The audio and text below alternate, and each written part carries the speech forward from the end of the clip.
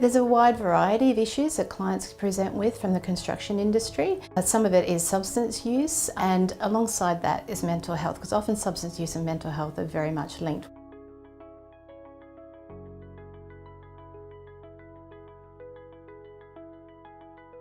I've been a concreter since 1999, so what's that, going on 18 years I've been in the industry. I've had an amphetamine addiction for 22 years. Started out on speed when I was younger, and then progressed through to ice once ice came out. I had 3 addictions: gambling, narcotics and alcohol. About 10 years ago it started, and slowly snowballed of family falling apart, a relationship falling apart, and I was living in a state at the time in Sydney, and I lost the plot a lot down there, and I had to come running back home. I went back home to look after my mother. I was broke.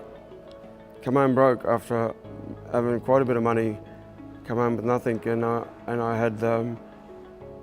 started with the addiction then, and it's dragged on for 10 years. The drug habit had set in, and then I picked up on the gambling, and that sort of got worse. But the alcohol was only bad in the last 2 years. After losing my mother, I really sunk into heavy drinking and narcotics. I first started, I used to hang around a lot of blokes we used to do a lot of pig hunting. So we'd go out night time and whatnot and chase pigs. They'd all get on the gear and I wouldn't.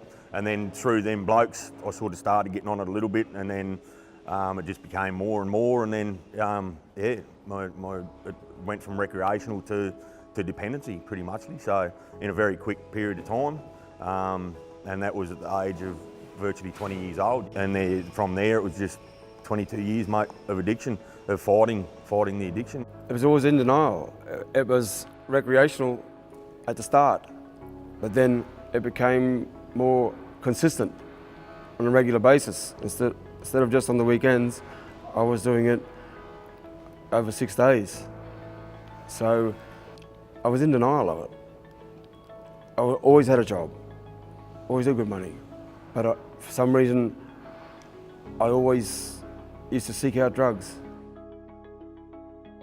It's affected my job a lot in the fact that when you do get on it, you don't turn up to work, and then when you do turn up to work, you're fried from the drug. You don't see reason, you know what I mean? My dream job was to be an underground coal miner. It took me 15 years to get in the coal mines. I got in the coal mines in 2011 when I left the construction industry, and ice ruined that chance. Like I worked for 2 years in the mines, and I got on the ice there in the mines as well.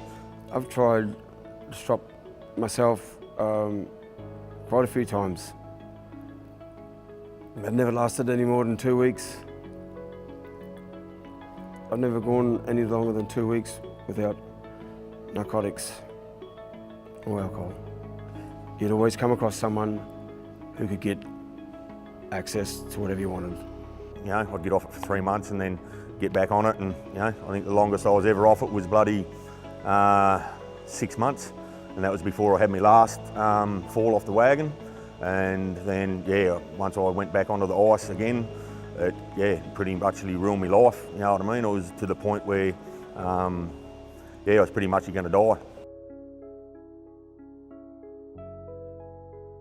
Particularly men, they like to deal with their problems on their own. They see actually seeking help as a sign of weakness, when actually it's a sign of strength. They kind of tend to think, well, what could talking do? Why would talking about my emotions or my problems be helpful?